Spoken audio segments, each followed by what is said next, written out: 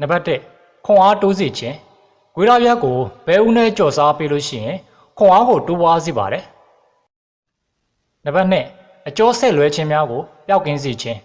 အကျော်ဆက်လွဲခြင်းများအတွက်ဂွေးရရက်ကိုကြားနဲ့ထောင်ပြီးအုံပေးလို့ရှိရင်အကျော်ဆက်လွဲခြင်းများကိုလည်းတတ်တာပျောက်ကင်းစေပါတယ်နံပါတ်3လေထိုးလေအောက်ခြင်းကိုပျောက်ကင်းစေခြင်း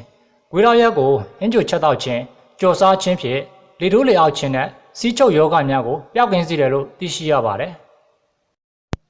နံပါတ်4အစိတ်တောက်များပြည့်စေခြင်းအရက်ကိုရေရှည်တောက်လာတဲ့သူတွေအနေနဲ့ဂွေးရရက်ကိုကြော်စားတာပဲဖြစ်ဖြစ်ကြက်သားသို့မဟုတ်ကြက်ရိုးလေးနဲ့ပဲဖြစ်ဖြစ်ပြုတ်တောက်ပေးခြင်းအဖြစ်ခန္ဓာကိုယ်အတွင်းရှိအစိတ်တောက်များကိုပြည့်ပြောက်စေပြီး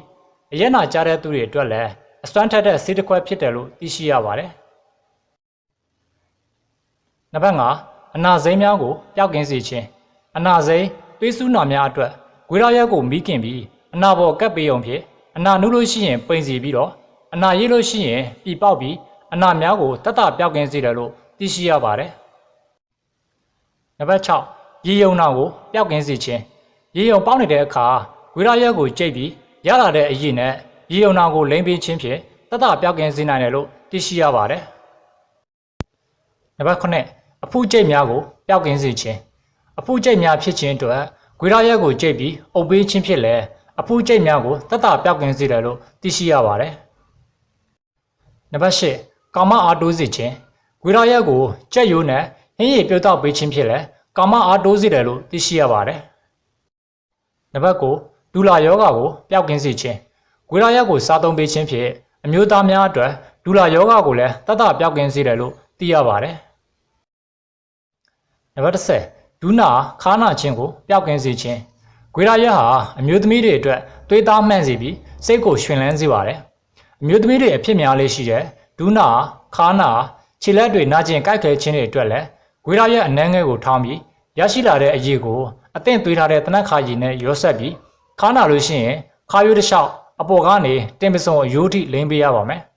ဒူးနာလို့ရှိရင်ဒူးကနေခြေဖွားထိလိမ့်ပေးရပါမယ်လက်နာလို့ရှိရင်လက်မောင်းအရင်ကနေလက်ဖမိုးထိတနက်ခါလိမ့်သလိုလိမ့်ပေးရပါမယ်ဒီနည်းကိုဂွေးတောင်းနဲ့တနက်ခါစီးနီးလို့လည်းခေါ်ဆိုကြပါတယ်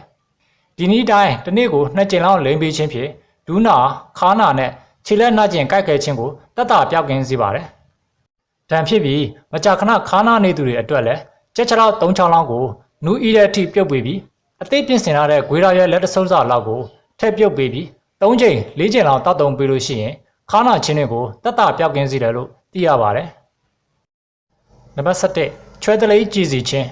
ဂွေးရရက်ကိုစားသုံးပေးခြင်းဖြင့်ချွဲတလိပ်များကိုကြည်စီတယ်လို့သိရပါတယ်နံပါတ်7ပန်းနာရင်ကျက်ယောဂါကိုပျောက်ကင်းစေခြင်းဂွေးရရက်ကိုစားသုံးပေးခြင်းဖြင့်ပန်းနာရင်ကျက်ဝေဒနာကိုလည်းတတ်တာပျောက်ကင်းစေနိုင်ပါတယ်